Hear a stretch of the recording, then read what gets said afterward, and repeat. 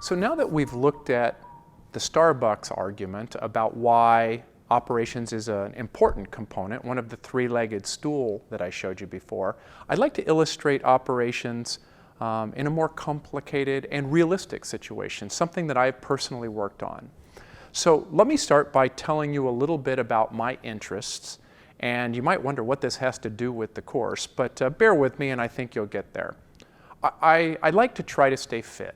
And one of the things I do when I try to stay fit is I like to lift weights. Now I know nobody's going to mistake me for Arnold Schwarzenegger, but I try to stay relatively strong, and my favorite way of strength training is what's called Olympic weightlifting. Think of Olympic weightlifting as those types of weightlifting that you see on the Olympics. There's two lifts.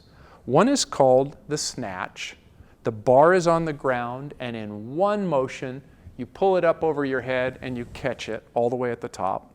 And the other lift is the clean and jerk. You pull it in two motions, you catch it in the middle motion, you stand up, and then you jerk it up over your head. So I like to do these two lifts. And one of the things that is a constant in my own career is every time I get interested in something, what I like to do is I like to see what business idea could arise out of it. So I asked the question, would it be possible to try to have a business in the area of building and selling Olympic weightlifting equipment? And let me tell you a little bit about that story, because I think it will illustrate lots of areas of operations coming together into a very successful business called Rogue Fitness. So I'm going to go over to the board and I'm going to show you a little bit about what's special about Olympic weightlifting. How is Olympic weightlifting or selling that kind of equipment any different from just standard weightlifting equipment you can see at any gym? Well, I'm going to draw some pictures. Excuse my artistry at the beginning. The first thing is, let's consider the bar. So in an Olympic weightlifting bar, there's a couple of things that make it quite different from that bar that you might be used to using when you go to the local gym.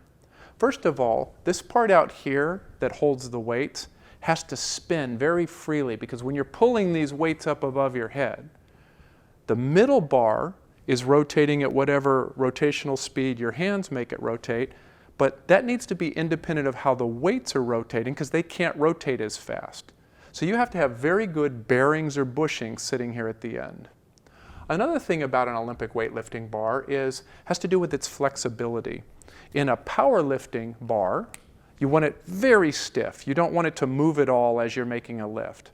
But very good Olympic weightlifters in the clean and jerk, when they pull the bar up and they catch it in the clean position right here, then what will happen is, as they catch it and stop, the weight will cause the bar to bend down, and if they time it right, they can actually use the unflexing of the bar to actually help complete the lift.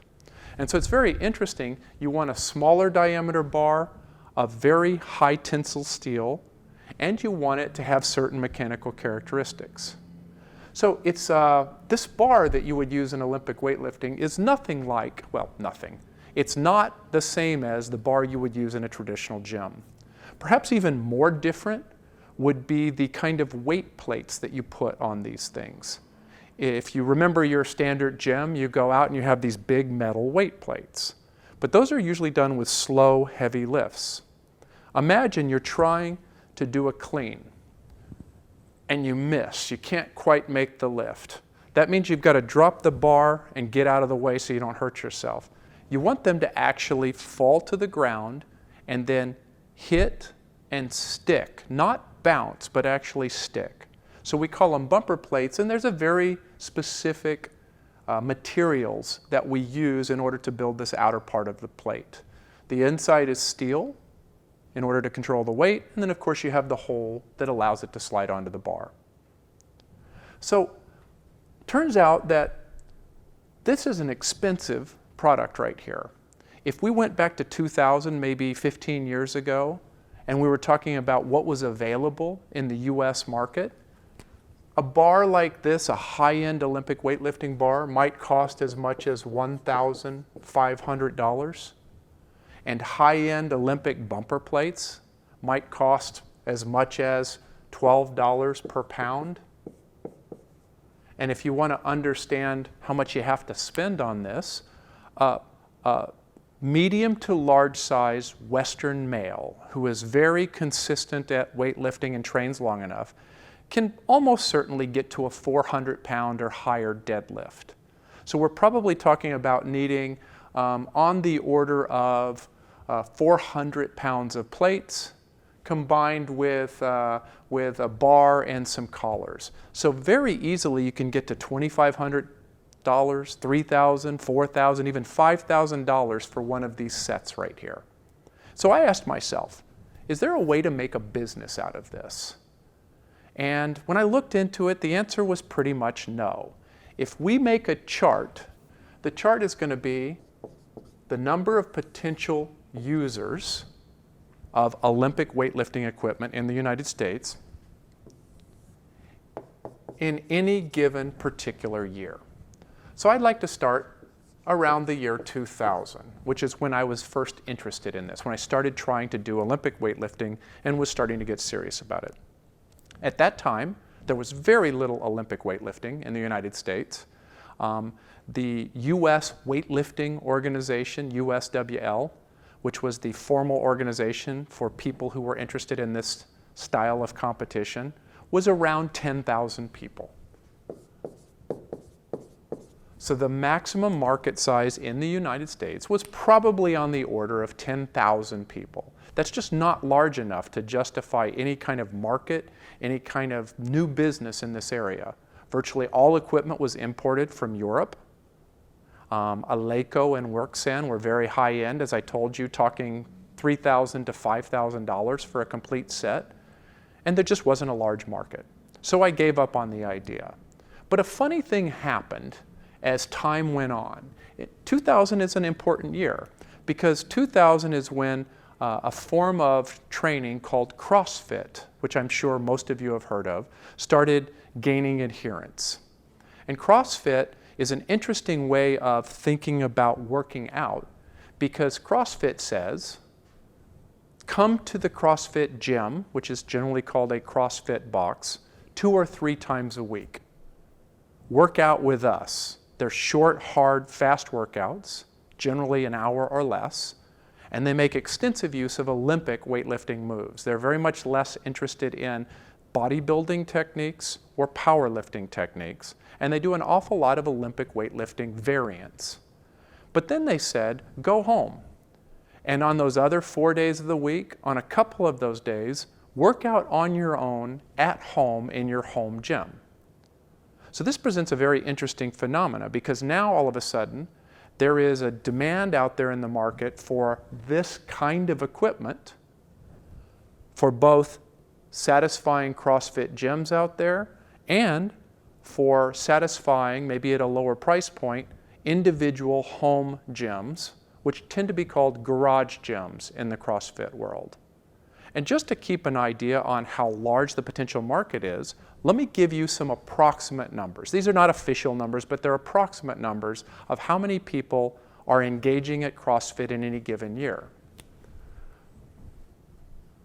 By 2004, it was estimated there was on the order of 2 million CrossFit members, at least part-time CrossFit members.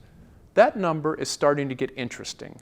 This is no longer the 10,000 that we can't possibly build a market for. It's 2 million. Another number that may have been interesting to you. In 2012, just a few years ago, it was estimated that there were on the order of 12 million CrossFit people, or people who engaged in CrossFit at least nominally during that year. This is distinctly large enough market to be considering how to supply this.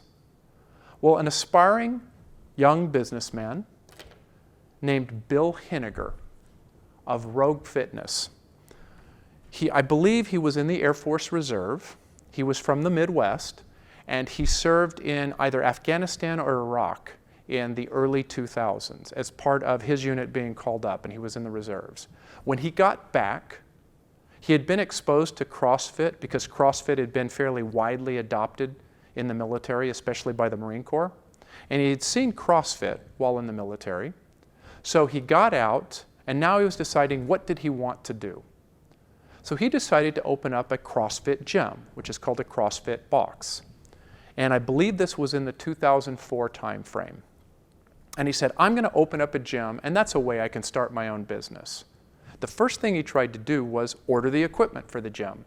Where am I going to get the bars? Where am I going to get the plates and so forth? And he found that it was actually quite difficult. He could either get very high-end stuff from Europe, both Turkey and Sweden, Eleiko and Worksen are very high-end equipment, but probably too expensive for a startup gym, or he could get relatively low-end equipment manufactured in China, not very specific to Olympic weightlifting. So he struggled with this, trying to figure out what he was going to do. At the same time he was opening this gym, he was going to the University of Michigan evening MBA program, not unlike our professional MBA program at the University of Texas. And he used this to help define his market.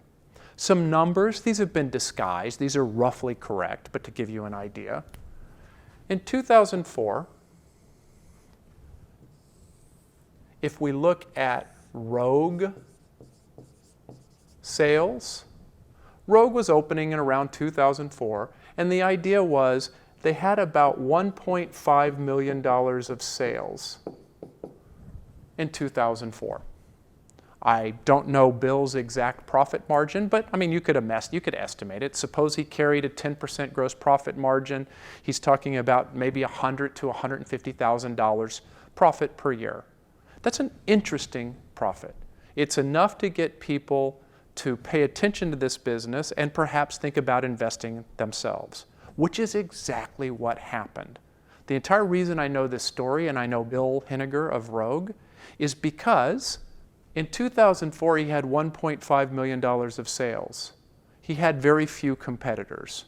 But very quickly, I'll draw you a very bad picture of the United States. I'm always kind of confused what happens up here because I haven't spent much time there. Can usually get Florida right. I'd probably make Texas too big. So there's a relatively poorly drawn United States.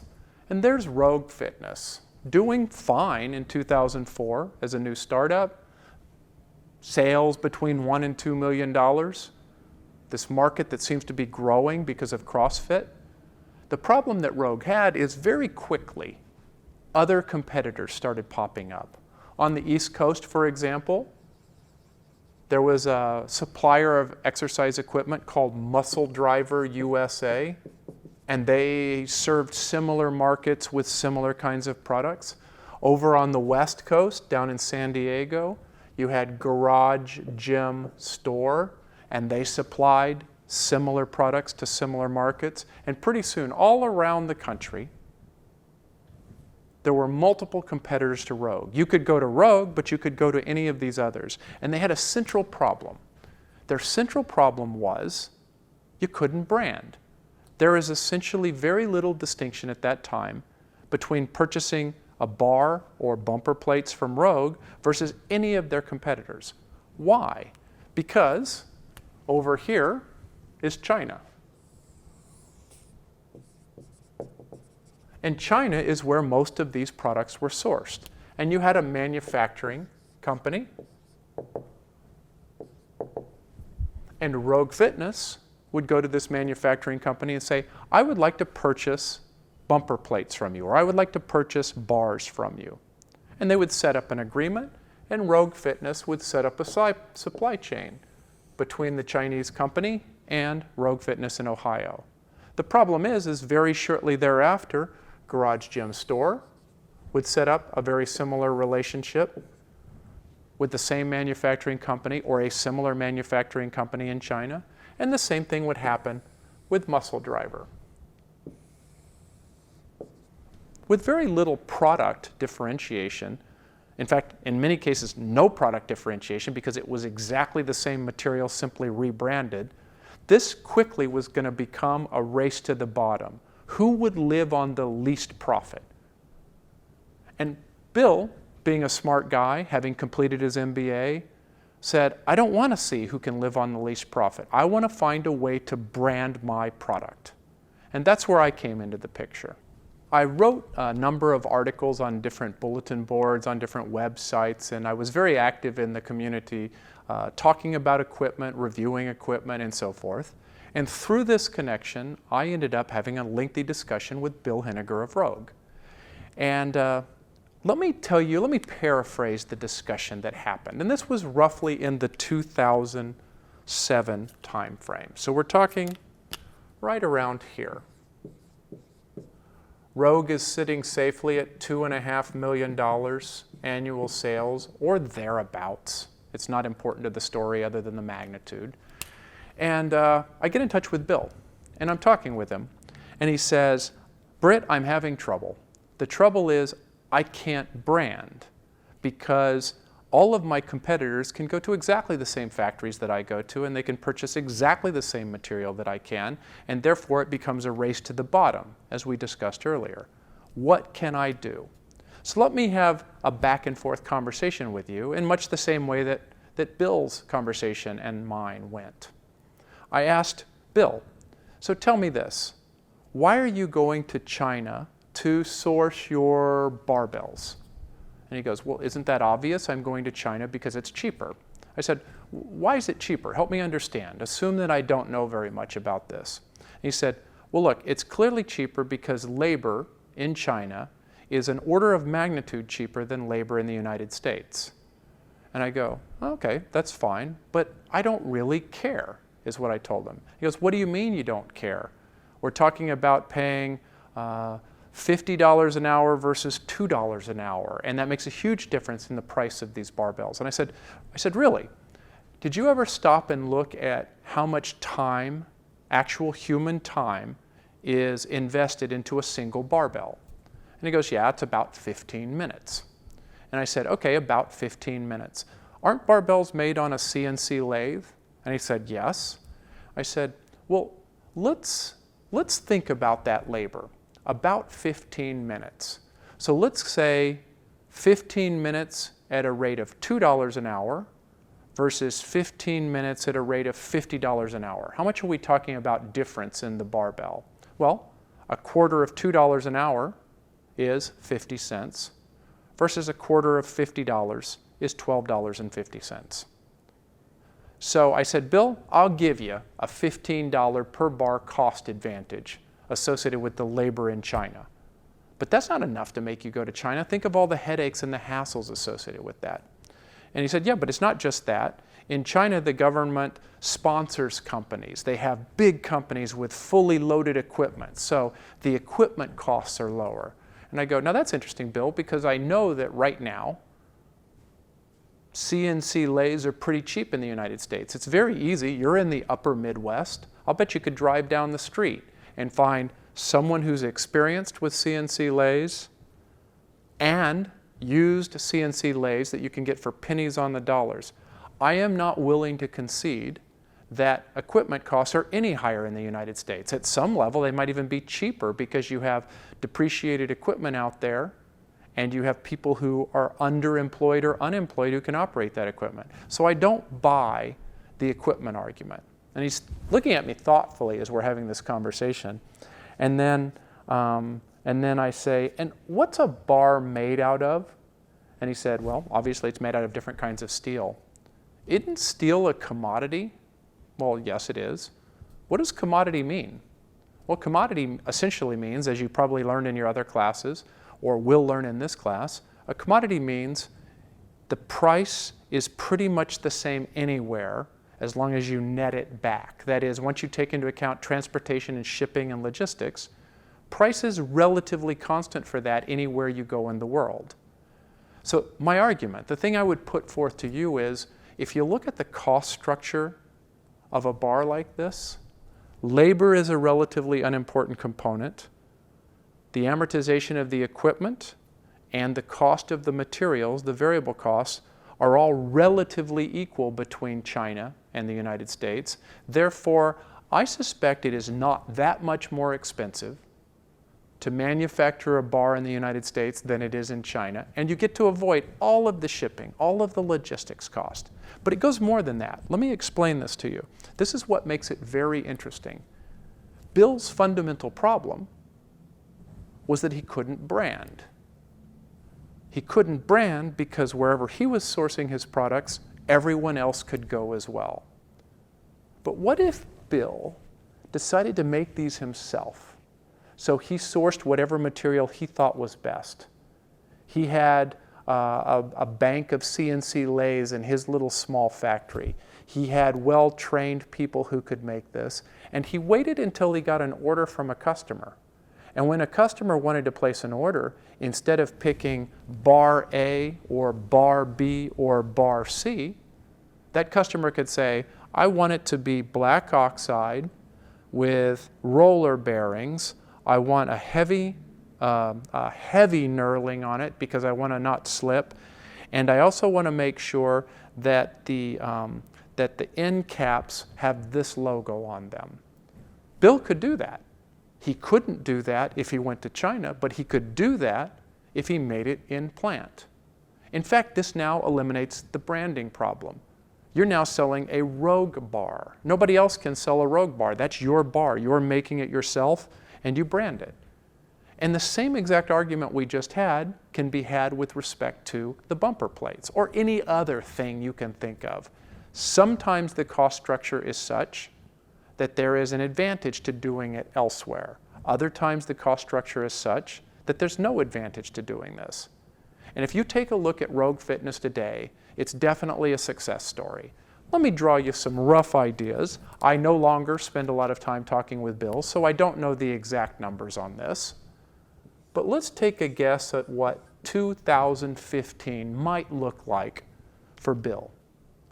My guess is Bill is pushing $50 to $60 million of sales per year. My guess is he's probably maintaining at least a 10% gross profit margin.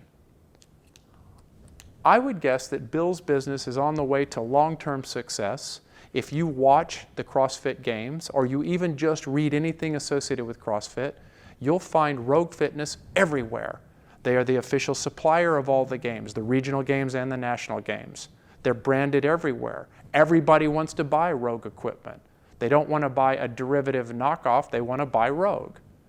And Bill is well set to kind of grow his business into the future. In fact, last I saw, he was looking at expanding into both Asia and to Europe, where CrossFit is also starting to gain traction.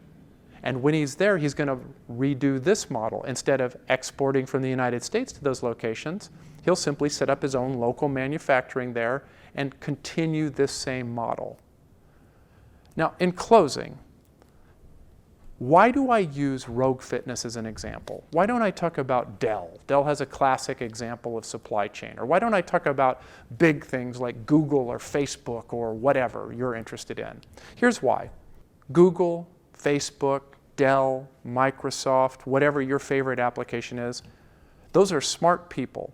But they're smart people who got lucky because they were in the right place at the right time. I say lightning struck. And when the lightning struck, they took advantage of it and built a billion-dollar empire. Now, Bill Henniger is not a billion-dollar empire, but he's probably making $5, $10 million profit per year. It's a very doable story. Everybody who's listening to this video could do this. You sit through our classes, you get your MBA. This is something within our reach. So it's not, I sure hope lightning strikes and I can be a billionaire. It's, look how reasonable this is. Can I take a passion? Can I deconstruct it? Can I understand the business? Can I understand the finance? Can I understand the operations? And can I grow it into something where I can make millions of dollars a year? It's more reachable, it's more real, and that's why I like this example. It's a very real example that any one of us could do. Oh, and by the way, our entire conversation was that triangle we had. Marketing. How do we brand this? How do we differentiate this from the other potential competitors out there? Finance, accounting. I don't want to drive to the bottom in terms of profit. What I want to do is find a way to make use of my branding so that I can have a good scorecard. I want to be making 10, 15, 20% margins. I want my sales to be $50, $60 million a year. How am I going to do that? Well, I'm going to think about supply chain. Where am I getting it and why? I'm going to be thinking about cost structure. How much does it cost? What are the various components of cost? I'm going to be thinking about equipment. I would have to think about logistics too. If I choose to follow an inventory strategy from China, how much do I need? Where do I hold it? How many SKUs do I need? How much variability do I have to handle? All of those are operations questions, but not operations in isolation, operations in conjunction with finance, operations in conjunction with branding and marketing. That's what I want to do.